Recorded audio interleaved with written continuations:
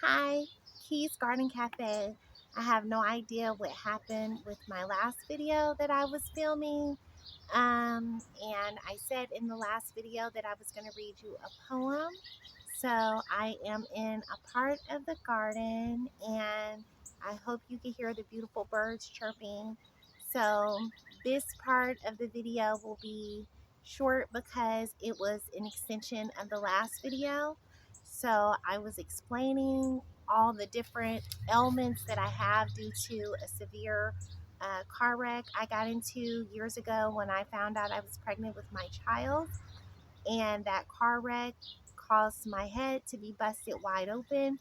My head went completely through the windshield. My head took out the windshield in its entirety and shattered it with my head alone. And so my head was busted wide open. I was unconscious. I had to have many stitches, many staples. I had to have a tube sewn down in my head and hanging out of my head for many weeks to drain the fluids out of my head. So ever since then, I have suffered with severe debilitating migraines that also affects my speech and my ability to do so many things and move the way that I used to move.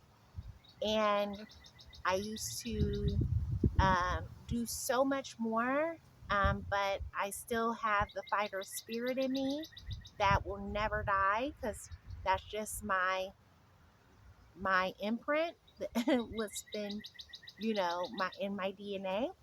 So I have extreme severe allergies where I'm have allergies to literally everything because of it. My head hurts every day. I have migraines every day. There's not a day that goes by that I don't suffer migraines, and I have to spit because I have allergies and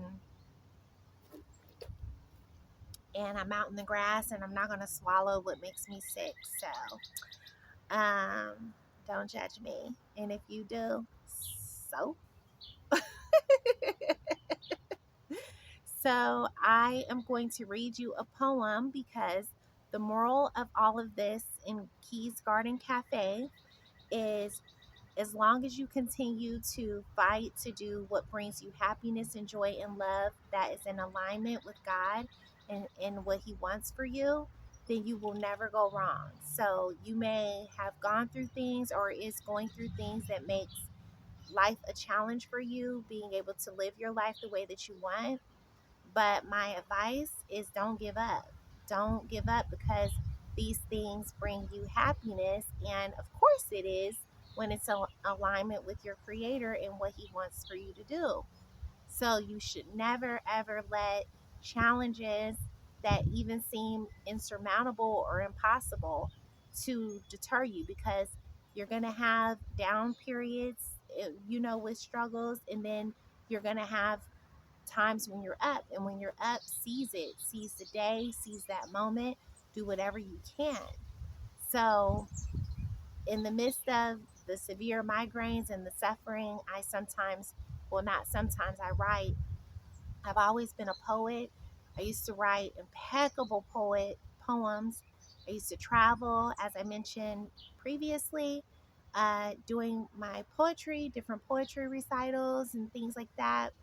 But the car accident that severely impaired my head and causing a plethora of so many other problems throughout my entire function.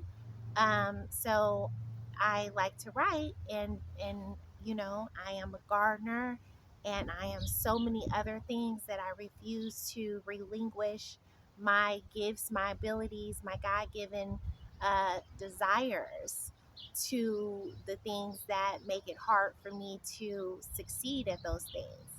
So I'm going to read you a poem. This poem is something that I wrote uh, as a way to relieve my suffering. And so here it is. And it says, back in 1829, there was a girl with brown eyes, black skin, and a small dimple that entertained her left cheek, right above the curl of her lips. When she smiled, which only came once in a while, usually when being seduced by colors of a rainbow, bow tied with fairy tales in her mind. Or maybe when she see a woman with her young child, tickled by the innocence in the baby's eyes, or when she cried hard as thundering rain because of all the pain that life brings. And in the same theme, she remembers a time she climbed a huge tree for the fun that it would bring. And then, with the thought, she busted out laughing. This happened the day before she was and is, and other times after that. She was taken aback by spiritual attacks. This soul lived with pain to only grow and mold her course of life, like wet clothes left and forgotten, hung but in the summer's breeze. My eyes are burning.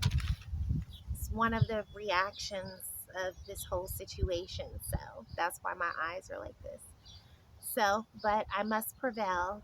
I prevail. So, back to the poem. She wore flared dresses with laced trim and flowers in her window, except there was no window sill to hold the vases or her happiness. That sorrows erased, trapped behind doors, staring outside, watching a cardinal bird while freedom rides its wings. She imagines she's sailing his stream while her mental is vexed. She weeps from within, alone in an air of misery. When the day fades and the moon takes its place in the night, the stars dances and lends a hand to brighten her light. She accepts and heads to the fields to embrace the sky. Done in the night, so no one could quite see her despair as she presses her face to the sky and exhales with a sigh. Quietly, she prays with faith that she is able to continue to laugh because happiness has found her within. A silk wind travels across her backside while residing under the late sky. She embraces this touch of a revitalization as she takes a step into another day.